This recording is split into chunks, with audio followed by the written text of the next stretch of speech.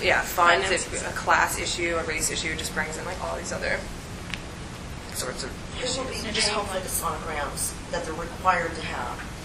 The women or the state? So they're running out of money, so.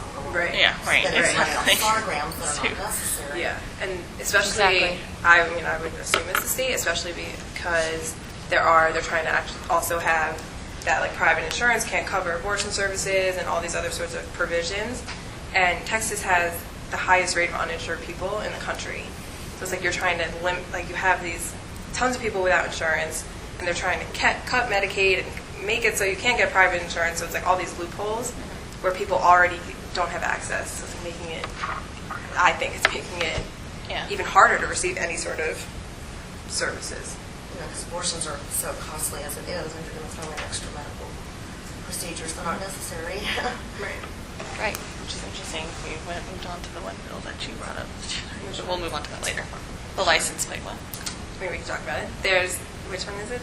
House Bill 238. Yeah. Do you want to explain it? Go ahead. So they are introducing House Bill 238, which it's relating to the issuance of Choose Life license plates and the creation of the Choose Life account in the General Revenue Fund. So what they're doing is trying to open up an account where people can, I think they're only issuing 100 or 300 license plates the first year. What they're doing is trying to get money into a fund to where they can then, the Attorney General can fund and give grants to pro-life Crisis pregnancy centers, well, whoever applies for it really. And the Attorney General doesn't have much authority in deciding who gets those, as long as they're eligible, which the eligibility requirements are, hold on, I'm going to find it right here. They're exempt from federal income taxation under the Section 501, right? Provides counseling and material assistance to pregnant women who are considering placing their child for adoption. Does not charge for services provided. Does not provide abortions or abortion-related services or make referrals to abortion providers. Is not affiliated with an organization that provides abortions or abortion-related services, and does not contract with an organization that provides abortions. So that's all you have to do to be eligible. Will they require them to tell the truth? Right. So It says nothing about that in the bill. I guess our talk isn't directly about CPCs, but I guess it's relevant, especially because it's coming into legislation. And there was Which is Crisis Pregnancy Center. Right, yeah, CPCs. This report just came out yesterday by NARAL Texas, and it's about the Texas Alternatives to Abortion program that is state funded. And so I don't know, we can pass this around, I guess, or if you can just look by visually, I guess. It's a comparison of comprehensive women's health clinics, so something like Planned Parenthood, versus a CPC and the services that are offered. So you can see just by the length of the list. Well, I also knew someone, a family member of mine, worked at Crisis Pregnancy Center, and she admitted that they do manipulate the women that go in there. They try to steer them completely in the opposite direction. Most of the people who work there are affiliated with certain religions, and they actually tell the girls that go in there flat out, don't go to a Planned Parenthood because they won't let you do anything but have an abortion. You go in there and that's your only choice. So it's... Would you read some of those? Yes. Just a few that... And also going off of that, I guess we can talk about it, but in this research that NARAL did, they actually sent people, like researchers, to these centers to see what sort of, what material was provided and what services were offered and all those sorts of things. And they found that 100% of the CPCs in Texas that they visited, so that's every single one that they went to, referenced a false connection between having an abortion and breast cancer. So saying that if you have an abortion, you're more likely to get breast cancer. And one CPC said that it's increased by 35% your chance of getting breast cancer.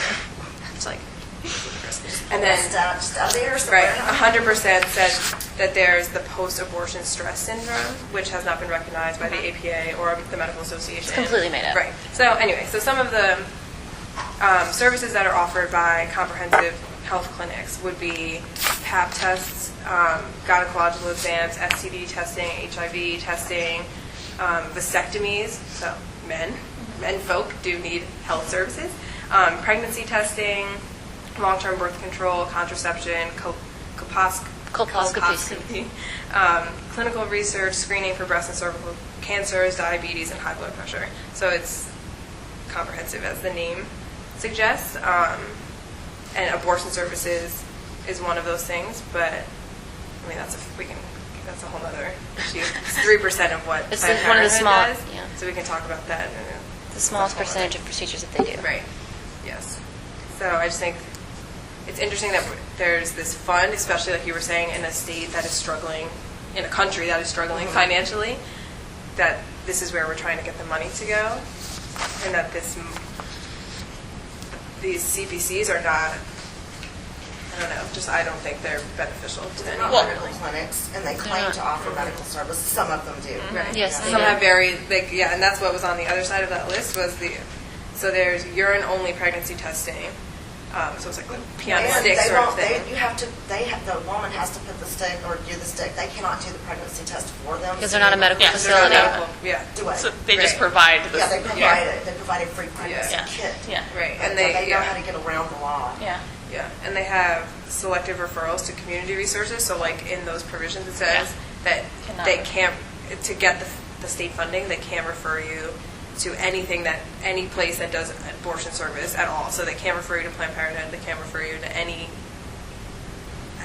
place. I don't even know, like doctor's offices, I guess, that would do anything abortion related. But right. But going back to what you said earlier, Angela, about the House Bill 15, and I think we're kind of going back and forth between these because it all has to do with one another. But you say, who's funding these sonograms and whatnot. So then we think about that, and we're not talking about this today, but the educational budget that's been cut down. So we're trying to encourage people to have children while we're taking away education resources. It's basically they care about the life of the unborn child. Once it's born, we're going to just forget about you. So I guess we could also, I think it's pretty clear our stance on these issues, but I think it's also, I guess, important to recognize what the arguments are on The opposing side, and that this issue is a very personal for most people issue and very emotional, and there's not really a middle ground. Like I would say that this is one of the issues that people aren't like, I don't really care either way. Like most people have a very firm stance, so we wanted, I guess this is Shapri's area, right?